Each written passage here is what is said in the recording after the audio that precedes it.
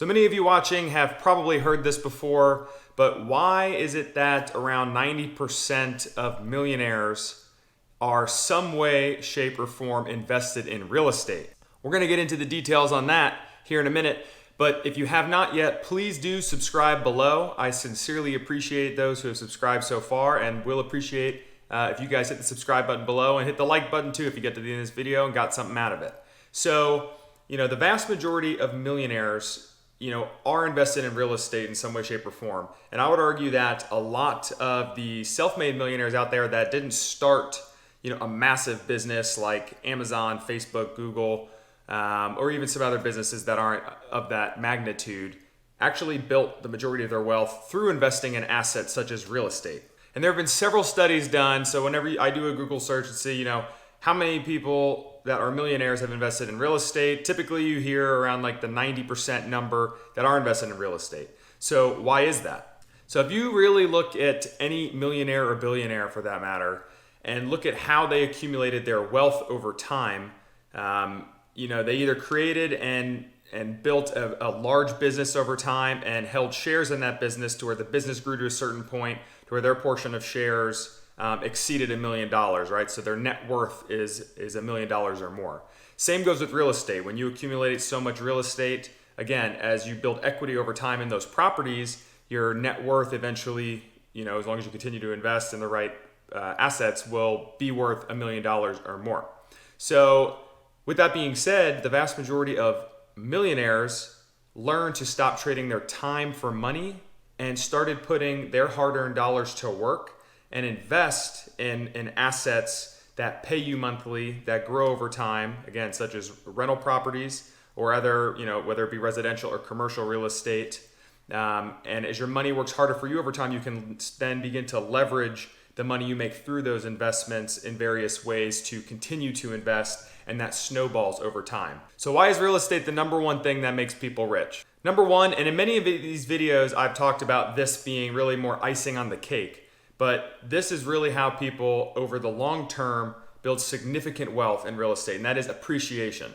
Now, appreciation is having an asset such as real estate, and over the course of time, that asset actually grows in value. This happens in several different ways, right? The one I talk about a lot is the fact that inflation will always continue to happen throughout time since we came off the gold standard a while back, and the government continues to just print money like there's no tomorrow.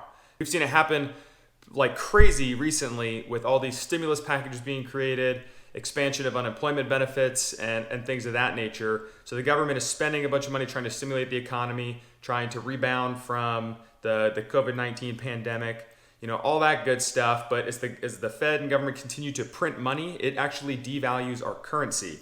Now, what does that mean for you? So it actually makes the price of commodities. So if you go to the store, your groceries are eventually going to become more expensive.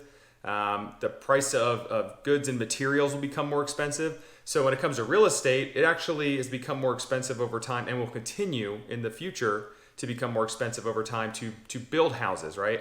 The value of, or how much it costs to buy materials, wood, brick, metal, windows, doors, things like that. Those costs are going to continue to go up for builders. And so as their costs increase, they're eventually going to have to up their price or asking price into where they sell those houses, put those houses on the market for potential buyers. So as new homes come on the market and are more expensive, and if supplies at a low in a growing area, I live in Nashville, I see this every single day. There are more buyers than there are in houses in supply. So the competition to buy the house, it's an emotional decision for a lot of people. That actually drives housing prices up as well. So not just the after effects of inflation, but also supply versus demand. Now that can happen in the reverse way as well too, right? If there's too much supply and not enough demand, it's less competitive. Housing prices are going to come down slightly. But over the long term, we typically see some rate of appreciation in real estate.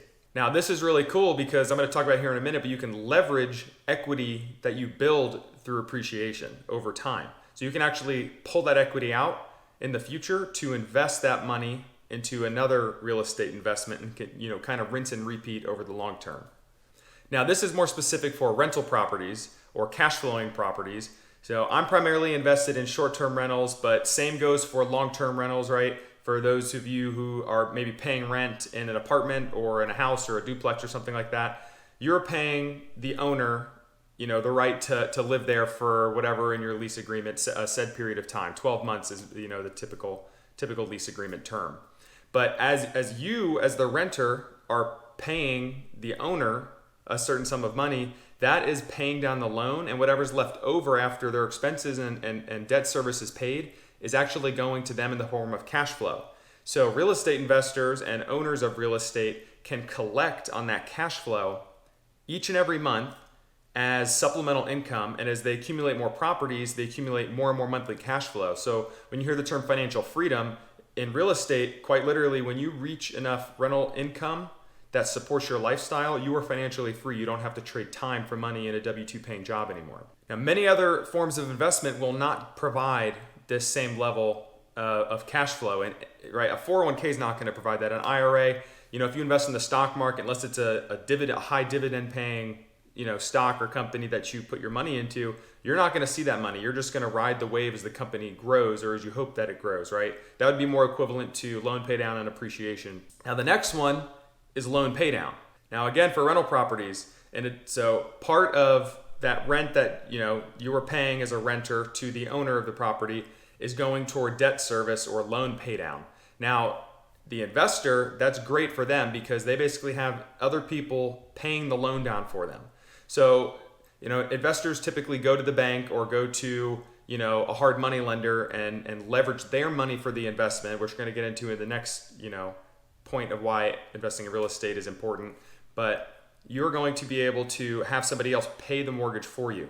And again, whatever on top of that is your cash flow. But why is that important? So each month, a little bit of money is going toward principal, and the rest is going toward interest. And over time, more and more is going toward principal and less toward interest, until whatever term your loan is, a 15 or 30 year, fixed conventional loan is what most people are used to hearing about, until that loan is paid off, and then you own the house free and clear. Now, over time, that house is being paid off by somebody else for you. So you are getting equity in the property, both from appreciation and loan pay down. So that is another huge reason how millionaires or people who invest in real estate build significant wealth over time, is because the asset is growing and being paid down by somebody else over the course of that 15, 20, 25, 30 year period. Now, as I just mentioned before, a lot of people, the vast majority of real estate investors, leverage other people's money or leverage the bank's money in order to invest in a rental property, right? Just as you maybe have typically seen, or maybe you've done in the past, if you have a primary residence, when you go to buy a house, you can use a lender's program to put down as little as 3% or sometimes 0% if it's a VA loan, but most likely 15 or 20% down, and then you're using the rest of that money from the bank to buy that house. And then again, that's a mortgage, right? So you're going to pay that debt service to the bank over what's typically a 30-year period. Now, why is this interesting from an investment standpoint? It would take you a long time to save up to buy any particular real estate investment free and clear, especially if it's on the upper echelon of maybe a property that's $500,000 that could produce a lot of cash flow for you. So it's really cool that you can actually leverage other people's money to invest in this place, and then have renters pay the loan down for you, again, building your equity stake in that asset, and whatever's left on top of that is cash flow. So you can leverage, again, other people's money to invest in something that's going to pay you monthly. And now what's really cool about this is, even though you only have 20% or maybe 10% equity in that property to start, you capture 100% of the appreciation that is built on top of that property. So if that property is $100,000 today, and in 30 years when that loan's paid off, that property has appreciated an additional $100,000, you capture all of that appreciation. Now you own $200,000 worth of that asset. So that's really powerful in leveraging other people's money. Now, another cool thing about leverage is not just leveraging other people's money, but over time, right, as that house is being paid down and your equity stake in that property is growing, both from loan pay down and appreciation, you can actually leverage that equity. And what do I mean by that? You can actually take out a home equity line of credit, or you'll hear it referred to as a HELOC, or you can do a cash out refinance to where you lower your equity stake in that position but pull out a bunch of money. and actually use that money or leverage your equity to invest in, in other areas, in other real estate.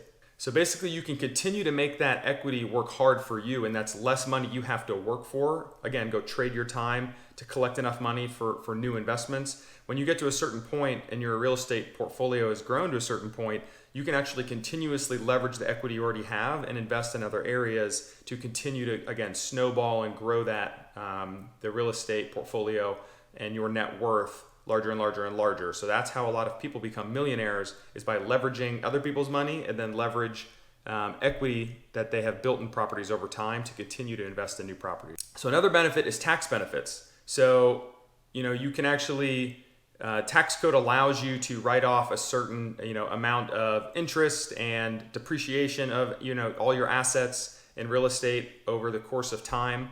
And that can actually offset your rental income. So if you're doing real estate investment full time, a lot of real estate investors pay little to nothing in taxes because tax code allows them to, work with their CPA and file taxes and write off a certain amount, again, for depreciation, interest, and other items that typically offset the cash flow that they make. So it does help you as a real estate investor grow over time because you're paying less out of pocket in taxes, certainly less than what you would be paying in W-2 earned income. So what I've learned by reading a ton of books, following all these millionaires, and listening to YouTube and all sorts of other good stuff is that the vast majority of really wealthy people, they run out of time in the day to trade their time in order to earn like a high income, right? So they're more focused on building systems and building businesses and having other people and having their money work hard for them. So that's how you really scale and grow your net worth and grow your real estate portfolio, whatever investment portfolio or business that you want to create, is they're leveraging other people and money to work hard for them to help them grow. Millionaires invest in assets and they don't purchase liabilities. And the big difference between an asset and a liability is an asset is something that grows and pays you dividends over time. In real estate, you'll hear pays you monthly cash flow. And liabilities is something that is taking money out of your pocket. So even your own house, that can be considered a liability. And I'll often refer to your own house as a liability because each month it's taking money out of your pocket, right? If you stop paying your mortgage, the bank would come for you, right? So, but if you invest in another property and somebody else is paying down the mortgage, that's an asset. It's putting money into your pocket. Now, I know what you're saying. A lot of people get very discouraged with how much money do I need to invest in real estate, and they follow these people that say I invested $50,000, $100,000 into this rental property and it's making me this much money every month. But the real truth is that a ton of people got started investing in real estate had no money, so they had to figure out how to work with other people, other investors who maybe have money but don't have the time. So you kind of come together in a partnership agreement to where you're going to put in the sweat equity and they're going to bring the money, and you could kind of split the rewards, whether it's a flipping houses or flipping a house then renting it out, or just buying a long-term or short-term rental and then maybe you managing the property for a 15% a stake in the earned revenue throughout the year. So that's a way to start building money through real estate fast. So eventually you could start investing and earning all the great aspects of owning real estate long term. Another one is rental arbitrage. I talked about this in one of my recent videos. Rental arbitrage is super cool, and this is actually how a lot of people in the short-term rental game have accumulated a ton of passive income extremely fast.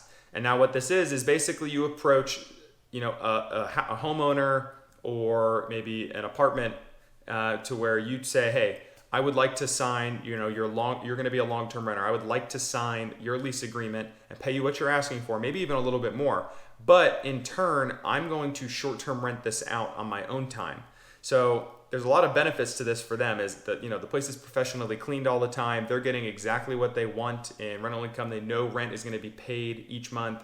So that's a good benefit for them. And why it's cool for you is you don't have to fork up a bunch of money for a down payment on a house. You can basically pay for typically first and last month's rent. You may have to furnish the place, but if it's a 1 or 2 bedroom apartment, that's a lot cheaper than putting 20% down on an investment loan. And what's cool about this is if you're in an area that the numbers make sense and you can make a killing, renting it out on Airbnb or VRBO, then you could clean up and then take that passive income that you make and then rinse and repeat to where it's a straight cash flow play until you have enough to actually invest in real estate yourself and then capture all those benefits again of loan pay down and appreciation. You don't have to get money from a bank too. You can go to a hard money lender. Typically you're gonna have a higher interest rate, but if the numbers make sense, it's a way for you to potentially have $0 out of pocket and leverage other people's money to invest in real estate today. And the last one, which is really cool, if you either currently own a house or maybe you haven't purchased a primary residence yet, you could purchase a duplex or even purchase just a single family residence and rent out rooms on Airbnb or rent out rooms to a long-term renter. My brother does this with his house. He has a 5-bedroom house, and he's had different renters that come for 3 to 6 months at a time. Typically they're friends, so people that he trusts. But it's nice because basically he was living for free when he has renters in there. I have other friends who have done this in the past few years as well.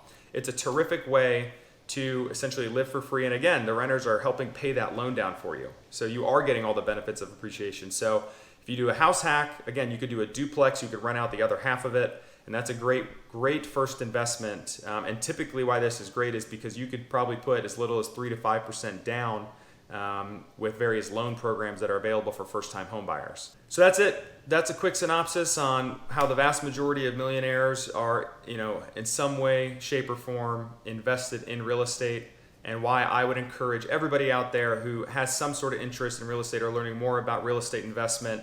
I would encourage you to, continue on that journey, continue to learn, and then take action. Take action sooner rather than later.